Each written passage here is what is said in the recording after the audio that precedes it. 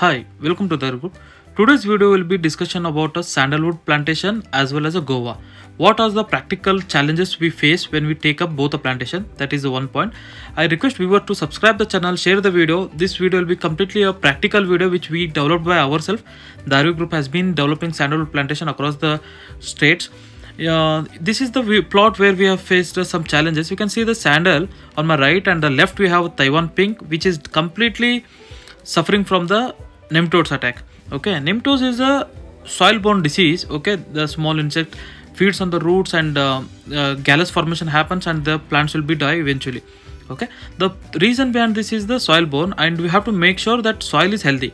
Here we can see the sandal growth because these all are the mother plant based, and the growth of the sandal seedlings will be even age. Okay, you throughout the farm you feel that the plant size of the sandal are equal height. Okay, this is because the selection of the seeds and the management aspect. Okay, when we see this growth, people will be asking why there is no pruning in the plantation. Because we don't prune the plantation at this stage, the reason is we need to harvest more sunlight. The food source of the plant is the sunlight and the nutrients. When there is a good source of sunlight and if there is no leaf or no vegetation in the plant, then they can't take the photosynthesis activity, or stomata cells will be lesser. Okay, so when there is more leaf, there is the movement of water much more in the plants and the nutrients uptake. Here you can see the guava, a healthy plant which yields a good quality fruits and the size. This is the disease resistant, I feel, so this is not affected with the disease. So you can see the fruit size, color, shape. This is a Taiwan pink. Each plant can yield about 8 to 10 kgs of fruit in respect to their age, like it is 1.5-year-old plantation. This is the host you can see there, that is Susbania, and the growth and the color of the seedlings you can be seen. Okay, all the seedlings are a even age. Okay, the growth you can see, the leaf size and the healthiness. Some are affected with the insect, not with the disease. Disease and insect are two different concepts, my friends. So we have to understand there will be insect because Taiwan attracts insects. I mean guava plantation attract insect, and which is the result. We also, I mean sandal got the attacked with the insect. Here we have a host, that is two hosts, that is one is Susbania, another one is Casuarina we have given recently. Apart from that, we have a red gross which you can see in the bottom. This is the red gross with the Casuarina on the left. This is small seedling is a Casuarina, pointed one. This tree is healthy. The reason we need to maintain healthy in the initial period is the growth phase of the sandal is 6 years. For 6 years we focus on the growth phase. Next 6 years we focus on the stress phase of the tree.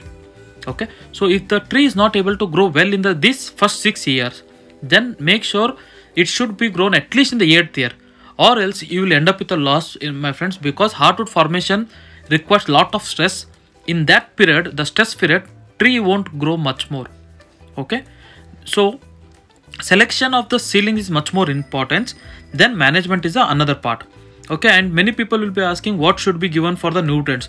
Whatever nutrients we give, whatever the things we are applied like light traps, everything, we have given the links in the description. You can order them and utilize.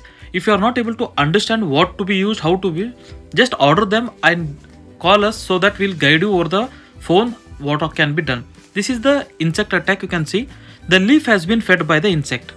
Okay, when the leaf has fed by the insect, the photosynthesis activity again. Okay, the uptake of the nutrients will be less in these plants, and the result will be the undergrowth of the plants. So make sure the plant leaf should be good size. Okay, the number of the plant should be good, canopy should be good, as well as the leaf size and the color should be good. You have to maintain the diet in such a way that plants get every day a proper nutrients in terms of nitrogen, phosphorus, potash, as well as micronutrients with respect to water. Okay, to maintain this you need to maintain a good host. To select the host, you need to understand what kind of soil it is. If it is a black soil, the host should be different. In the red soil, the host should be different. Do not mix up the host black and red same host, my friends, because if the host is good in your soil, the sandal will be better in the plantation. That's the idea. Okay, here you can see my guava which has come very well. See, guava is such a crop which yields in the first year 8 to 10 kg you can be harvested. If you need any more assistance on the guava plantation or sandalwood plantation, please visit our website www.darvigroup.com, or you can just follow the below number. do subscribe my channel. You have been watching so far, then please give a thumbs up, okay, a like button and share my video. Thank you friend. Thank you.